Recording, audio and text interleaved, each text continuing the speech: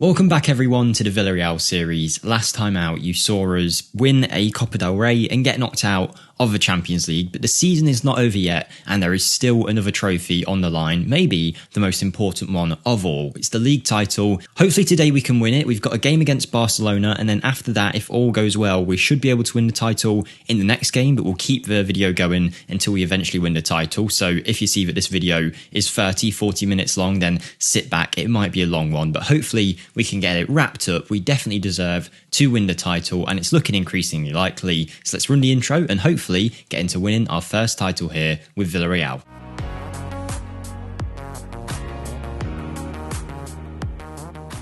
Hello everyone, Jake here and welcome back. Like I mentioned today, we've got a fair few games to play and hopefully in those games we can get the title wrapped up. We are 32 games into the season at this point. We are massively clear of Real Madrid in second place and it's almost just a matter of time before we win the title. Our biggest hurdle though will be the first match of today's video, trying to beat Barcelona. I'm not going to beat around the bush too much. There's nothing else really to show other than the game. So just to let you know, since the Manchester City match and the Sevilla match where we won our Copa del Rey, of course, we beat Atletico Madrid 1-0 and then we beat Betis 1-0 as well. There's not too much else going on outside of that. I think the only thing to note would be that our under 19s, yes, they won the under 19s Champions League, which was awesome, and you can kind of see why, because there is a lot of very good young talent in that squad, so that was cool to see. But yeah, hopefully today will end in a title win. Before we get into it all though, don't forget, if you enjoyed the video, to smash the like button and subscribe if you haven't already. If you're at this point and you're still watching, then I mean, you may as well click the subscribe button. It takes a few seconds and you can change your mind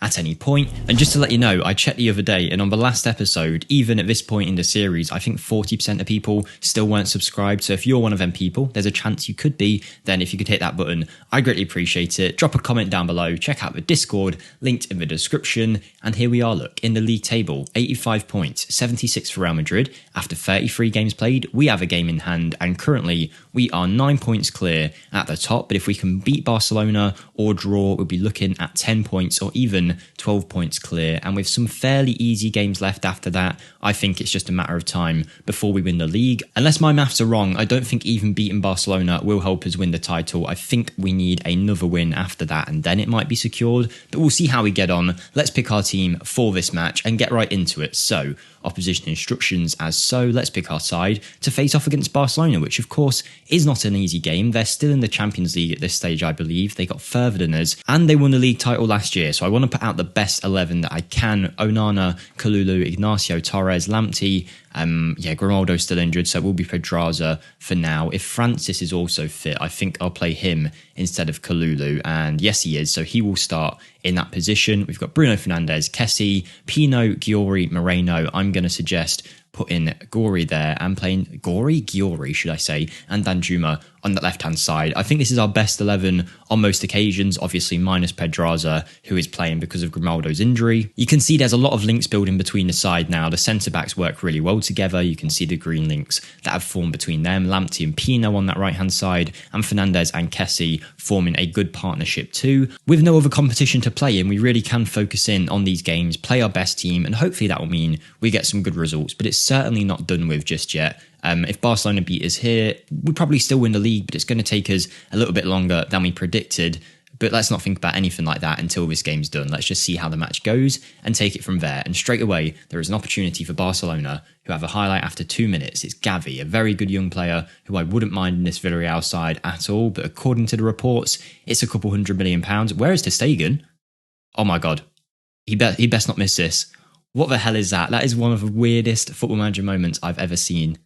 I'm sure Ter Stegen is a sweeper keeper, but why was he all the way on the halfway line trying to kick the ball and he completely miskicks it right into Giori's face?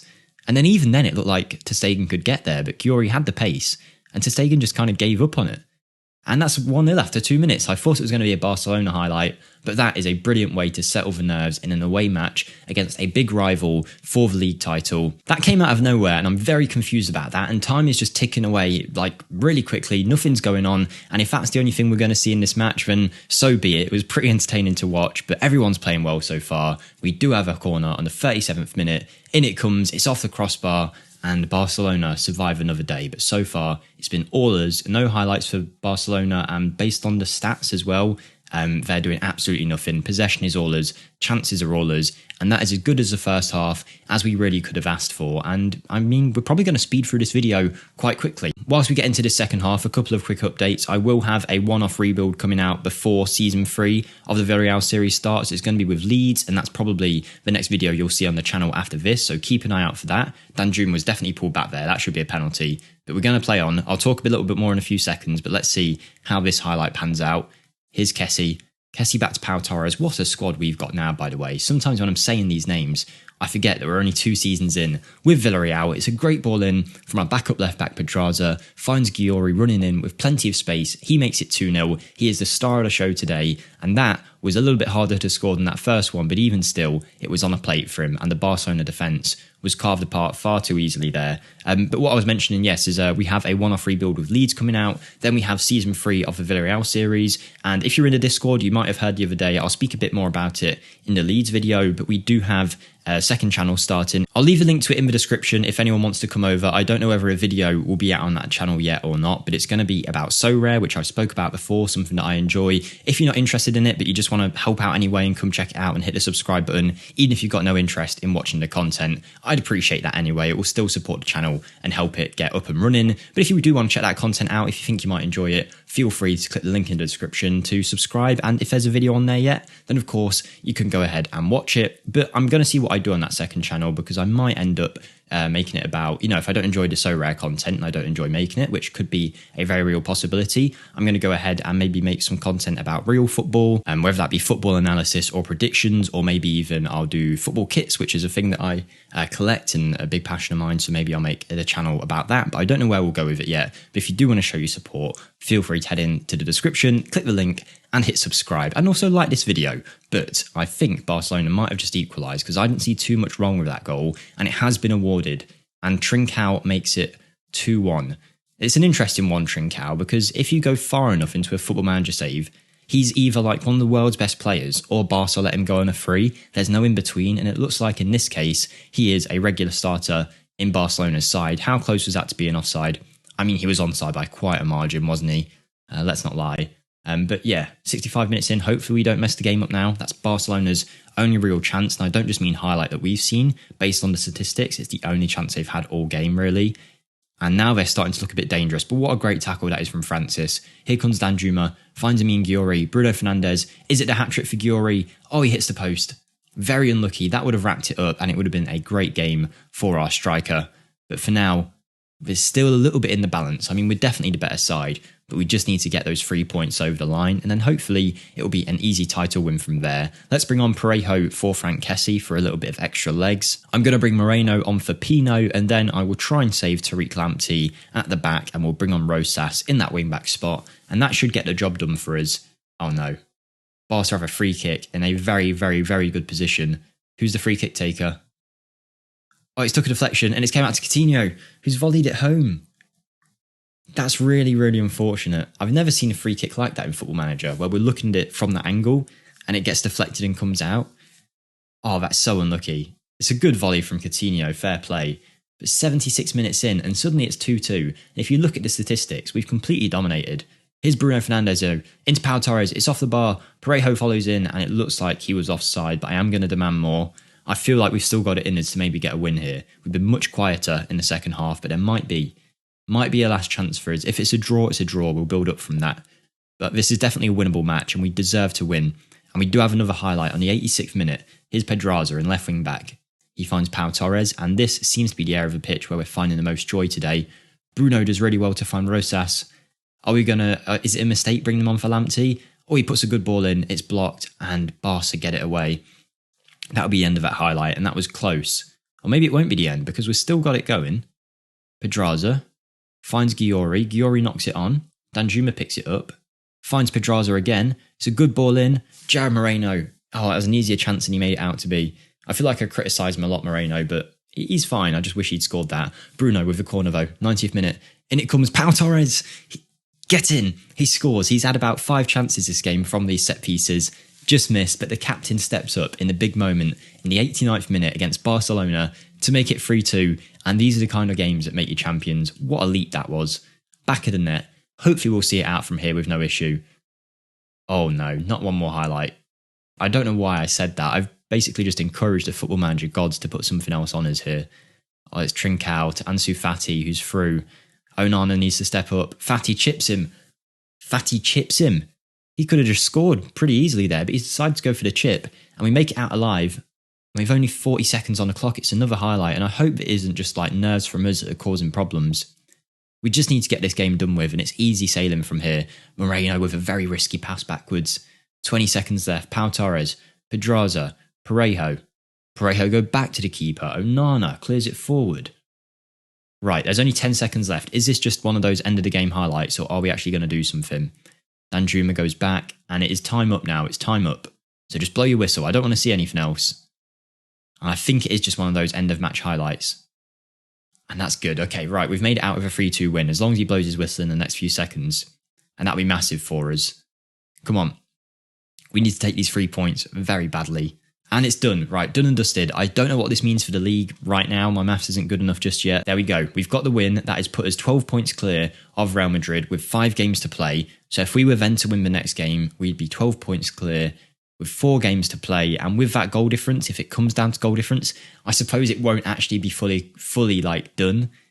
Oh, that's annoying. Right, we're just going to keep going and we'll see what happens. So let's quickly hop over to the next match and get right into that. Okay, here we are. It's game day. We are playing Cadiz, who are sitting 12th in the league currently. So it's one that you probably expect us to win. And just to point out, Real Madrid are playing tomorrow in the Football Manager world. So we've got one more day until we find out about their result. And they are playing Sociedad away, which is a game that they could potentially lose or at least draw in. So maybe this will be the one that wins us the title, depending on results tomorrow, of course. But we are ready for the match. One thing I want to point out as well, though, Bruno Fernandes in the run-up to this match is injured for 4 weeks, 5 weeks there. So that's quite unfortunate. It will mean that we are missing him for the remainder of the season, pretty much. He'll be around for the last couple of games. But I think at that point, I'll be playing the youth players if we've already won the league. But yeah, Bruno's out, which is a big miss because of his set pieces and his all-round game. So we're going to have Danny Parejo coming into the side, but let's pick our team for this match, and I see no reason not to go for most of the boys that got us over the line against Barcelona.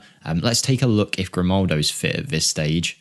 He's not. He's been playing for the youth teams, it seems, to get ready. And then Danjuma, yeah, I think he comes in. I know the game tries to push me to play Moreno, but I don't see too much of a future for him anymore as a consistent starter. He just kind of plays in and around the team. You can see he's never really been amazing. He's still played a lot this year, but just usually off the bench and maybe not as much a starter anymore. But if we do get a good offer in for him, he's had interest both years now, and this year he's got interest from Liverpool and Arsenal. If we do get good interest in the summer, maybe we'll let him go and we'll use that to revitalise the team in other areas.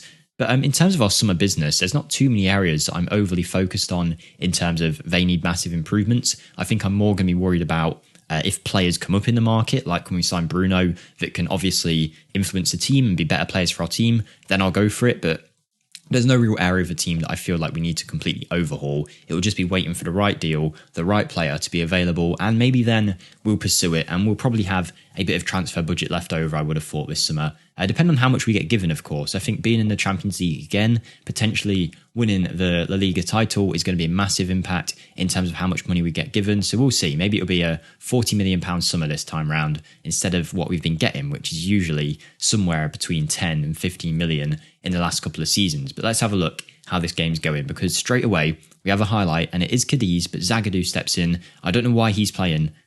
Where's Pau Torres? Why isn't Pau Torres on? Did I miss that? Oh, that's unfortunate. If we're missing Pau Torres, that's a big deal. I might quickly shift the team around in a second because I don't really want Zagadou playing out from the back. I can only assume he's either injured or tired, and that's why the game didn't quick pick him. But Jeffrey Schlupp's in. Jeffrey Schlupp. Oh, it's a great chip. Jeffrey Schlupp, former Leicester player. I think he went to Crystal Palace after that, and now here he is at Cadiz, and he's just absolutely walked past our team and chipped Onana with a great finish. And that's a bit worrying, actually. I don't want that as a start, especially when I've just found out that we're missing our captain. Maybe he's on the bench. I don't know. Let's quickly just have a look to see where Pau Torres is at.